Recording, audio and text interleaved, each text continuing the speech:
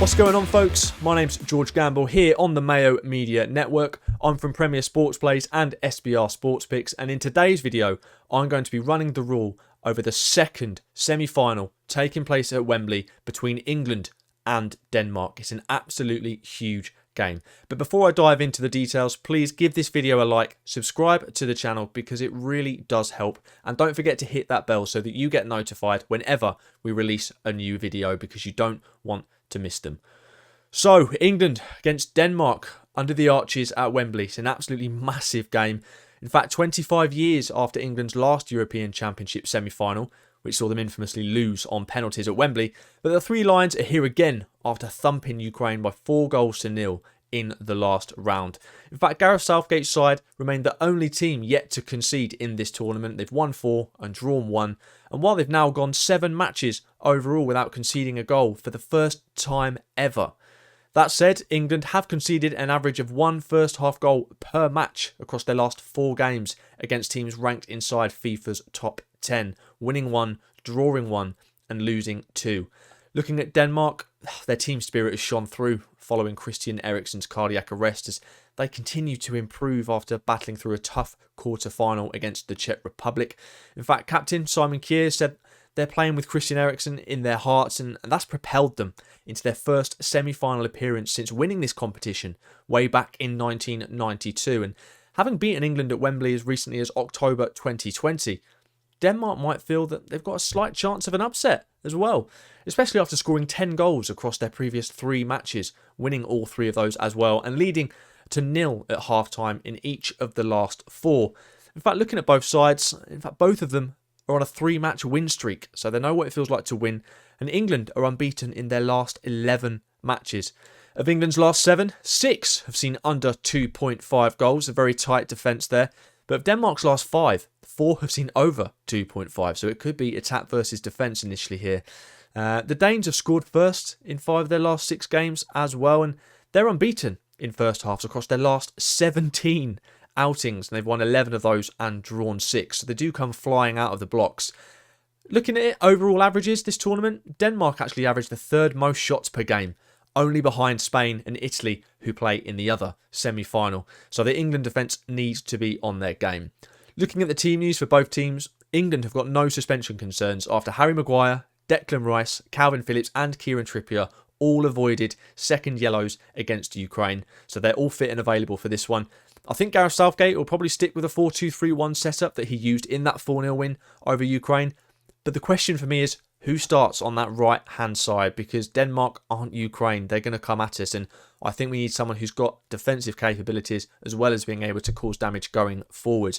Jadon Sancho started Saturday's resounding victory, but I think Southgate might call upon Bukayo Saka if he's available from the right to help keep Mayo at bay for Denmark. Milo's been phenomenal. I don't know if any of you saw it, but that assist for Dolberg against the Czech Republic, outside of his right boot, straight in behind the defence for an easy finish for Dolberg. It was superb, and I think the England right-hand side needs to keep him quiet if they're to do well in this game. For Denmark, Andreas Christensen came off late on against the Czech Republic, but there's nothing to suggest he'll miss the meeting with England, and he should probably start in Denmark's back 3 here. And on another positive note for them, Yusuf Poulsen and Daniel Vass both featured from the bench on Saturday evening, which is a huge boost for them. So, analysing this game, for me, England are back at Wembley. Obviously, they've got the job done in Rome, but being in Wembley with 60,000 fans, 58 of them being, for England, 58,000, sorry, it's going to be hugely impactful, in my opinion. The game against Germany, the fans were rocking. Wembley was rocking. It was so loud, getting behind the Three Lions. And there's been a somewhat fever that's overtaken us here in England. Even people who don't like football, I don't know how they managed that, I do not know. But nevertheless, people who don't like football are going crazy for it. It really has taken over the nation, and everyone is behind this England side. And for me, momentum is a huge thing in football. And both of these teams have it. The momentum's with England, and there's momentum with Denmark as well. And whoever wins this game and makes it to the final, it's going to be a dream scenario. For England, it could be a chance to win their first international trophy since 1966. And for Denmark, they lost their first 2 games in the group stages, had that really unfortunate occurrence with Christian Eriksen and the cardiac arrest. And so whoever makes it, it's going to be incredible. It really is. As I said, England are the only side yet to concede at Euro 2020, and with Harry Kane hitting his stride, fans of England, we're confident. We always say it, it's coming home. It's probably the most boring sentence ever if you're not from England, but we truly believe that this year could be our moment. Reached the semi-final in 2018 in the World Cup, didn't quite make it, but this time around we really do feel like we've got one hell of a chance of winning that first piece of silverware for over 50 years. But Denmark, they're not to be underestimated. To bounce back the way they have, after the reasons I've already mentioned, it warrants commendation. It's phenomenal, it really is, and they've got a nice settled system and a nice starting 11, and they are a force to be reckoned with. My only concern with Denmark is in that game against the Czech Republic, that second half they really did look somewhat jaded against them, and the Czech Republic, they weren't that impressive going forward, but they always seem to have a chance, and Denmark looked leggy. For me, Denmark are a side that they do come flying out of the blocks. They want to cause that damage in the first half, as we saw with the previous stat. Winning that many games to 0 by half time, it's a phenomenal feat. And for me, I think England, if we can keep things tight early doors, we stand one heck of a chance, because Denmark's game against Czech Republic was in Baku, and that's some distance away from London. They had to travel there, they've had to travel back, and I think tiredness could be key here. And let's not forget that Denmark are playing on raw emotion after what's happened with Eriksen and everything that's going on. They're playing on that emotion, and that can be tiring. And just the way they played against that Czech Republic side in the second half was slightly alarming. And I think England are in prime position to kind of capitalise on that. They're much more rested. They haven't had to travel as far. They've probably got, well, there's no doubt about it, they do have far superior quality of players compared to Czech Republic. And if the Czech Republic were able to get some chance against this Denmark side, for a fact England will.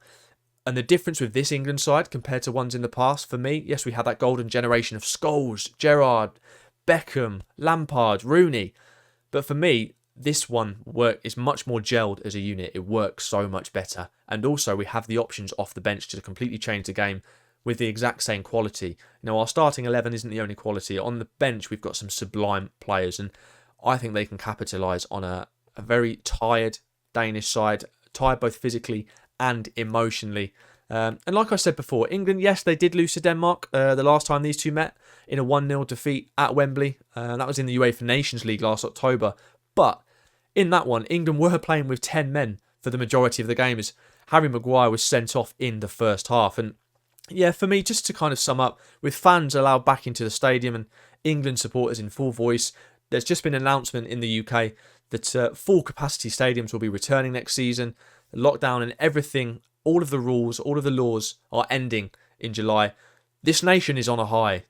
It really is. We're in such good, it's just in a hugely good mood. And I think this could translate onto the pitch. Everyone's happy, everyone's buzzing, everyone is behind the team.